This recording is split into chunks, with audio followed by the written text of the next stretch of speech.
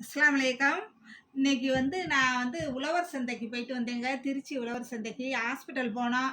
ஹாஸ்பிட்டலில் doctor OP முடிச்சிருச்சுருந்தாரு. அப்படியே உழவர் சந்தையில் என்னென்ன வாங்கிட்டு வந்திருக்கோம்னு காட்டுறேன், என்னென்ன ரேட்டுன்னு காட்டுறேன்.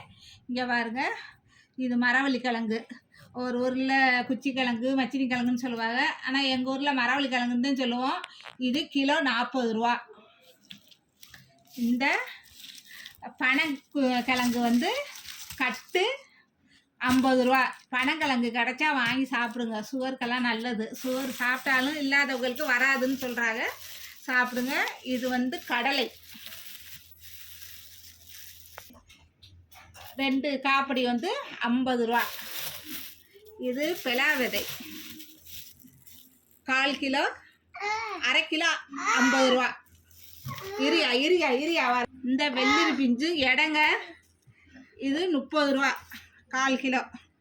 எல்லாம் எடையாயிருச்சு, அதிசயமாக இருக்குது. இந்த பாருங்க, பிளாச்சக்கை நாங்கள் சொலைன்னு சொல்லுவோம். ஊர்களில் எப்படி சொல்லுவாங்கள, நீங்களாம் எப்படி சொல்லுவீங்கன்னு சொல்லுங்கள்.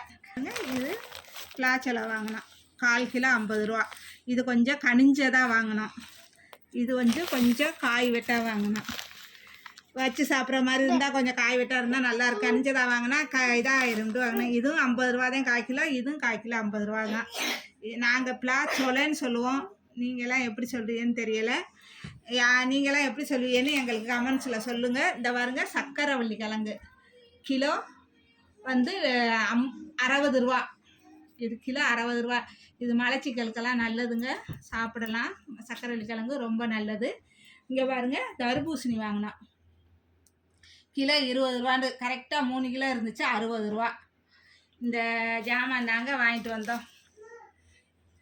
இது 30, இது 50, இது 50, இது 50, இது 40, இது 60, இது 60, இது 50, இது 50. இவ்வளவு தாங்க நாங்கள் வாங்கிட்டு வந்தது. எப்படி இருக்குன்னு சொல்லுங்கள். உழவர் சந்தையில் வாங்கிட்டு வந்தோம், பார்த்துட்டு சொல்லுங்கள் எப்படி இருந்துச்சுன்னு. நல்லா இருக்கா? திருச்சியில் உள்ளவங்க போய் இப்படி வாங்க உழவர் சந்தையில். அஸ்ஸலாமு அலைக்கும்.